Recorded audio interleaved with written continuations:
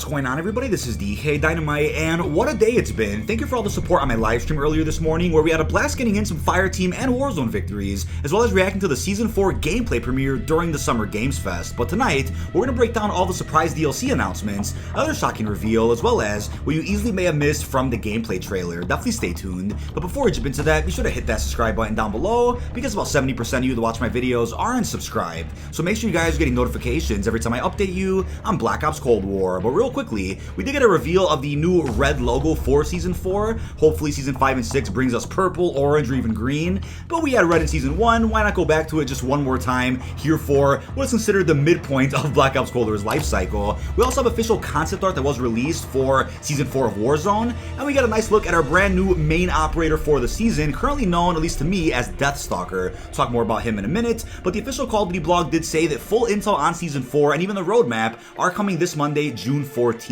Be on the lookout for all of my coverage whenever that drops here on Monday. Now, they also went ahead and said during Summer Games Fest that Sledgehammer Games is quote-unquote going to bring forth something truly incredible, and the reveal is coming later this year. And they don't want to say anything more than that, but what I will say, if you want extensive detail about the upcoming Call of Duty's campaign, multiplayer, zombies, and even the Warzone integration, I went into full detail about that over in yesterday's video. I still find it funny that all the information surfaced yesterday, even during the Battlefield 2042 reveal, so Call of Duty doesn't miss, but I feel like that information that surfaced was planned to release very specifically yesterday for a reason that you probably could guess at this point. Now, we then got an early preview of the Season 4 intro cinematic cutscene, which may drop as soon as tomorrow, but I'm assuming they'll probably save that for Monday when the roadmap also releases. And in this cutscene, we do get a couple of glimpses of the new villain for the season, which I find it funny how Stitch is kind of assembling a bit of a dark Avengers group that's probably going to come together during Season 6, and I'm curious what that's going to lead to, but this character is probably named Deathstalker. I know we had a couple of names leak out a little while back for Season 4 operators. We have Deathstalker, Komodo, and even Quicksand, and this guy specifically says here in this trailer that he is Death, so you probably guess what his name is at this point, but the stare that he gives is already turning into a meme over on Twitter. I'm sure you guys probably saw that one. It's hilarious. Now, the interference with the satellites, as Stitch mentioned in the Season 3 outro cutscene, is being addressed here for Season 4. So, it seems like Deathstalker is going to make sure that the satellite interference gets cleared up very quickly, and the sleeper agents in Verdansk could be awakened as soon as maybe the end of Season 4. Very curious about that one. But if you want some more information about the tie-in to the Menendez cartel and how it's going to lead into the opening of Black Ops 2, I covered all that in a previous video that I will also leave down below in the description. One of the taglines for Season 4 is "The sky is falling," so Chicken Little reference for you guys out there. And yeah, the satellites are going to be falling all over Verdansk, which we'll be talking more about deeper in this video. But we then got a glimpse at the new multiplayer maps dropping in Black Ops Cold War. First off, we have Collateral for both 6v6 and 12v12. A map that was originally called Dunes in the files of the game. Takes place in Angola, Africa, and is probably somewhat close to where Satellite is, if I had to guess. But it's the first new map for Combined Arms in a long time, unless I've forgotten one. But I'm glad to see that Combined Arms is getting a little bit of love here in Season 4, which is awesome. We did get a glimpse of Sims getting his ass kicked here by Deathstalker. It looks amazing, but I like how they're bringing out these hybrid multiplayer maps, right? Like Diesel in Season 3, where it was for 6v6 and 2v2, whereas Collateral right here is for 6v6 and 12v12. We then got a glimpse of Amsterdam for 2v2 gunfight, taken straight out of the campaign, which is amazing, except it is now sunny out here in Amsterdam, not at night like it was in the campaign. And this will be great to see. Hopefully they maybe make an extended version of this for 6v6 at some point. Totally a possibility, but for now, we had a rumored gunfight map, which has now been revealed here in this trailer. We then got a surprise remaster for the season, which is going to be Hijacked, as previously rumored. So, looking more gorgeous than ever before, and it's ironic how both Raid and Hijacked were complete and ready to go for Black Ops 4 multiplayer, since they were in Blackout, but they ended up saving both of those remasters here for this game, which I'm not complaining about. So, this is going to be a ton of fun for all hardcore Black Ops 2 fans out there. When it comes to a map like Echelon, which would fit this season pretty damn well, I'm going to assume right now it's going to be saved for the mid-season update, unless it's for Season 5, which that's also a possibility, but that's been a map alongside Collateral, or what was called Dunes at one point, that we talked about, I think, during pre-Season 2 information. So these maps have been done for a while, and I wouldn't be surprised to see this in the mid-season update. I think it's likely that all the trailer content we did see today will be available on day one, but, you know, they could always save a couple of these things for the mid-season updates, which will probably be at some point in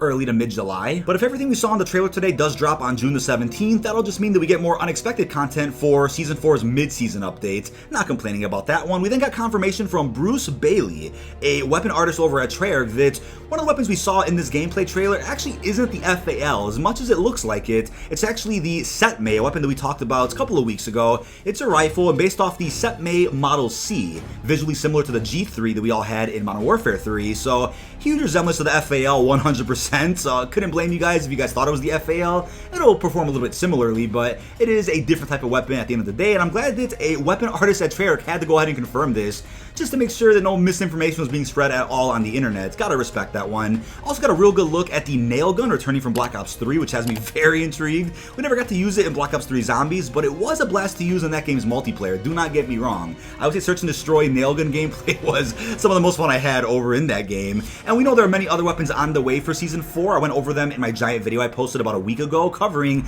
everything that's currently rumored, leaked, or expected for Season 4 DLC. I'll have that video also linked down below in the description. We then got a first look at the hand cannon Annihilator, the new kill streak dropping here in Black Ops Cold War multiplayer, taken straight out of the campaign. So looks like it could take down vehicles fairly quickly, probably 1 to 2 shots minimum. That's gonna be crazy. Imagine the nuke streaks now over in multiplayer though. So you can get a couple of kills with your weapon, maybe 7 to 8, and then take out this hand cannon, then a war machine, have your harp. You can even throw in a death machine if you want as well, and you can pretty much get most of your nuke kills using kill streaks. That's gonna be wild to see. People are probably gonna be pissed off about that one, but I'm definitely putting down both the armor vest and death machine just to use this hand cannon Annihilator, and then I'll still have my war machine and harp alongside that. So looking forward to multiplayer in the next week. Let's see how crazy the streak is once everybody gets their hands on it. We then got an ultimate surprise that I didn't actually notice on my first viewing of this trailer, but luckily a lot of people in my chat and over on Twitter did point this out. We have a surprise operator also dropping in Season 4, and that's the man himself, Weaver, over from Black Ops 1. And the skin that we see in the trailer is of his outfit from the Black Ops 1 campaign mission Executive Order. Coincidentally, the same mission where Kravchenko takes his eyes. So cannot wait to see those guys go face to face again at some point in the Dark Ether storyline, probably towards Berlin or a map after that. We'll just have to be patient with that one, but it's like I predicted, since only 3 operator skins leaked out a couple of weeks ago, we usually get about 4 per season, so there must have been at least one mystery or bonus operator they were saving for the marketing the upcoming season. And what do you know, just like Captain Price from Season 3, we're gonna be getting Weaver as that bonus operator here in Season 4. Could even be free, but I'm gonna assume that they're gonna lock him behind a $20 bundle similar to Samantha, since any zombies themed operator packs are gonna sell like hotcakes without a doubt. So let's see what happens when he ends up releasing, maybe at the start of the season, maybe a bit later. That's a bit unknown right now, but when it comes to Warzone, their tagline was that Warzone is going to break orbit. So we're gonna have satellites crashing here in Verdansk 84, which looks incredible. And it looks like we're getting a new point of interest where a satellite crash actually is. I think it's great. The Treyarch integration alone has ensured that just about every season in Black Ops Cold War is gonna bring us new locations over in Verdansk, which we didn't really get last year when Modern Warfare was active. We also gotta look at motorcycles being added, which also got leaked I think a couple of weeks ago, so I'm glad that that's lined up pretty well. We'll likely also get a new LTM added in, maybe dealing with these satellites somehow. I'm not sure how they can incorporate that, but I think Power Grab is one of my favorite all-time LTMs that they added to Warzone, which sadly has gone away with the end of the 80s Action Heroes event. I think Power Grab is one of my all-time favorite LTMs, which sadly has gone away with the end of the 80s Action Heroes event. I think that was one of the better events that Call of Duty's ever done, at least in my opinion. And they did confirm a new Hijacked Gulag during the Summer Games Fest livestream. So how do you guys feel about a rotating Gulag in every single season of Warzone, at least since the start of Black Ops Cold War's integration? I think keeps the game fresh. People out there usually voice their concern that they don't like the new Gulag, that it sucks, and you know, people are camping or hiding in corners. I think it's a breath of fresh air to see a new Gulag added every season. Maybe they'll end up bringing back the classic Gulag from Modern Warfare once Modern Warfare sequel rolls around in about 2022, so pretty far away from that at this point. But I think it's cool to see the new multiplayer map or the new remaster that gets added into multiplayer kind of gets its own Gulag over in Verdansk 84, right? Interesting little mechanic that we didn't really see last year for Modern Warfare. Now when it comes to Outbreak, not much was teased in regards to the second main quest, and I think that's a good thing, right? No need for any teasers about the main Easter egg. People are already complaining enough about the Easter eggs being too easy. But the next region dropping in Outbreak is going to be the Zoo, a location I was looking forward to the most from the Euro Mountains map, and it looks as beautiful as ever. I think gameplay of Zoo leaked out a good 4 or 5 months ago, so we've been talking about this map for a while, and just like with Golova and Duga from Seasons 2 and 3, this map will be exclusively available in Zombies first, then added to multiplayer during the mid-season update. So that's great for Zombies players out there. You can't just say that, oh, the map's just for multiplayer, we're just playing Fireteam maps and Zombies. The map's available in Zombies first, so how do you explain that one? Now my big question for you guys is, how do you think Zoo is going to impact the first main quest over in Outbreak? Will they just add monkey spawns and other objects to this region so that this map could be in the rotation while you do that quest? Or they get rid of that quest entirely? That's highly unlikely. likely, but I guess we'll find out more once Season 4 does drop next week. If I had to guess though, I would say Season 4 is going to drop as usual late Wednesday night, and then maybe they'll save the second quest for Outbreak until Thursday afternoon, 12 p.m. Central. That's what they did before with the first Outbreak quest. But last and definitely not least, with this trailer, you know it wouldn't be Treyarch if they didn't tease something the community has been anticipating for months, and that is Berlin, the next round-based zombies map that was already confirmed for Season 4 here in Black Ops Cold War. Similar to Firebase, this map will likely borrow elements from the campaign, specifically the mission Brick in the Wall, which is also taking place in Berlin. And we gotta look at the train going by that's on fire and a couple of new zombie models right in front of it. So I definitely think I'm gonna put out a zombies-focused video tomorrow covering a ton of juicy zombies details that will seriously blow your mind. Stuff that you probably have not heard of yet, and stuff that blew my mind, so I hope it does for you as well. And I would say the train here in Berlin is gonna remind me a bit of transit, a new way to travel across some of the bigger areas of the map. The train seemingly could confirm Berlin's gonna be one of the bigger maps, or the biggest map that's in Black Ops Cold War right now. So yeah, maybe like the tram in Shadows of Evil, it'll take you from, 2 to 3 different locations, which are separated from one another if there aren't any fast travels. So lots of overwhelming feelings about this teaser alone. It's only a couple of seconds, but gave me the chills similar to that first Zombies teaser we got at the end of the multiplayer reveal last summer. Now, if you somehow felt like the past few seasons alone have been underwhelming, then this is definitely the season to give a shot, since it seems like we have some incredible content coming to all modes in the game. I honestly believe that seasons 1 through 3 had enough content, at least for me, for all the modes that I played, but if you guys out there are focusing on one mode at a time, Season 4 might be the season where you finally feel like they have added an equal amount of content to every mode in Black Ops Cold War, including Warzone. Now, I think you know what we're going to end this video off with, the shocking reveal that nobody could have expected at Summer Games Fest, which is the announcement of Deviation Games, a new studio that's opened up, which is set to produce a new AAA IP, a new IP that is. It doesn't have much details known about it right now, but the studio itself was opened up by the legends themselves, Dave Anthony and Jason Blundell, two powerful individuals that used to work over at Treyarch, so they couldn't share much about their new IP other than they spent the last year recruiting the most talented developers around and some other experts around the game industry to help them develop something that they have full creative control on. So I think it's crazy to see the talent that's a part of this studio alone. I'll have their website linked down below in the description, as well as a video they posted on their new YouTube channel, since the resume some of these guys have alone is through the roof, and this is definitely a very powerful studio that even Sony has already partnered with. Not sure if this means that their new IP is going to be PlayStation exclusive. It probably will be if Sony is partnering with them already, but I mean, this is huge news. I love the little jabs they threw at you-know-who when they went ahead and said that they definitely felt like they didn't have full creative or financial freedom where they were working at before. I'm not going to name any names, and I find it ironic that usually any major developers that are up there in the hierarchy over at any game studio out there that works on major AAA titles,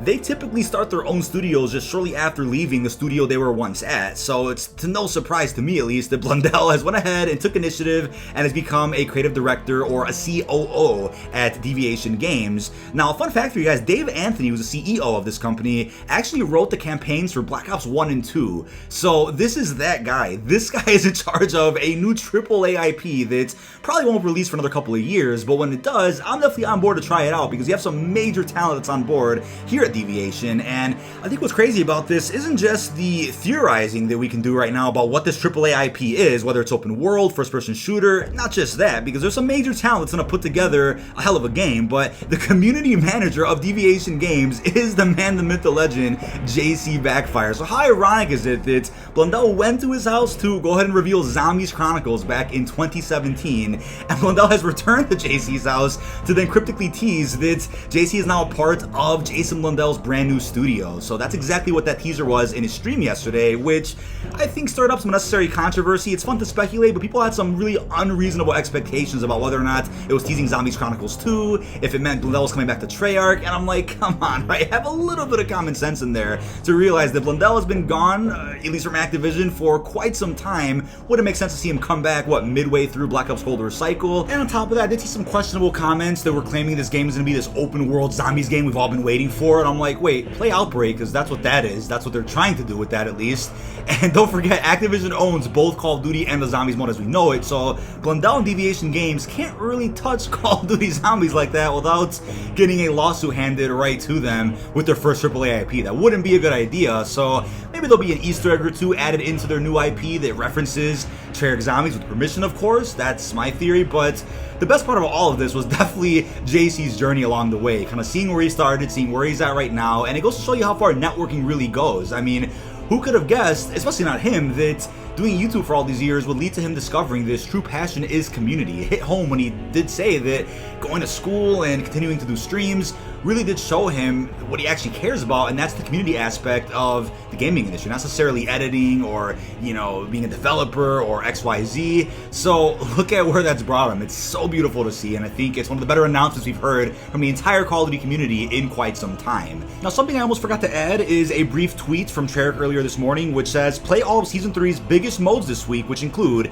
Yemmental plus Diesel 24/7, Action Heroes Mosh Pit, Face Off 6v6, 12v12 Mosh Pit, Multi-Team Elimination, Blueprints Ammo Gun Game, Party Games, and then Crank 2 with Onslaught Mystery Munitions for Zombies. And again, this is the last week of Season 3, so enjoy it while you can. You have about, 6 days left to finish Season 3 Battle Pass if you haven't already. And I'm assuming in the blog post this Monday, we'll also get to learn what the new perk will be for Black Ops Cold War Zombies this season. Gonna go out on a limb and say it's double tap, but you never know. We still have Mule Kick and PhD, which have also been leaked previously. But that is about it. This has been dkdynamite. Leave all your thoughts down below in the comment section. What are your thoughts on the Season 4 gameplay premiere during Summer Games Fest? Any other games that you think would strike my interest if you guys were interested? I know I kind of stopped streaming the Summer Games Fest right after Season 4 gameplay and after Blundell's announcement, since we were deeply analyzing the trailer live on stream. A lot of fun with you guys. Also, what are your thoughts on shocking reveal regarding Blundell and Deviation games? And are your expectations met with the DLC content that is coming in the upcoming season?